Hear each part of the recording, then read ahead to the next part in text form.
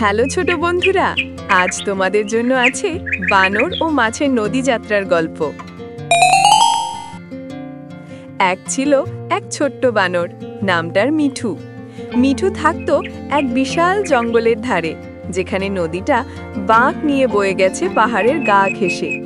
প্রতিদিন মিঠু গাছে গাছে লাফিয়ে বেড়াতো, পাকা ফল খেত আর পাখিদের সঙ্গে গল্প করত। কিন্তু তার মনে একটা ইচ্ছে ছিল, একবার নদীটা পেরিয়ে দূরের অজানা জায়গাটা দেখা। একদিন দুপুরবেলা, রোদ ঝলমলে দিন, মিঠু নদীর ধারে বসে চিন্তা করছিল কেমন করে ওপারে যাবে।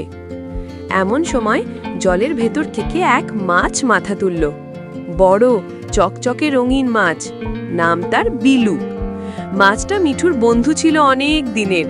তারা প্রায়ই গল্প করত, মিঠু তাকে ফল দিত আর বিলু নদীর খবর জানাতো। মিঠু বলল, বিলু, তুমি তো নদী জোড়া চেনো, তুমি কি আমাকে ওপারে নিয়ে যেতে পারবে? বিলু বলল, আমার পিঠে বসে চলো, আমি তোমাকে ঘুরিয়ে আনব।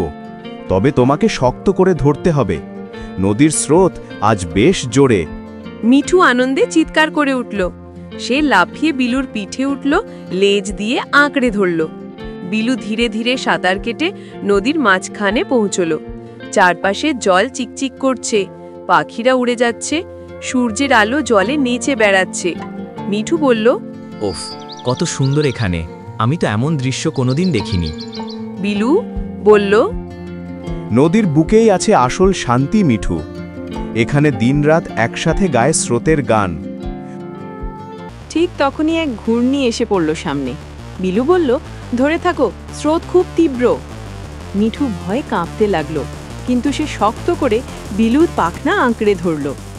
বিলু প্রাণপণে সাঁতরে ঘূর্ণিটা পার হয়ে গেল। দুই বন্ধুই বাঁচল অল্পের জন্য। কিছুক্ষণ পর তারা পৌঁছে গেল নদীর ওপারে। ওপারের বনটা ছিল একেবারে আলাদা।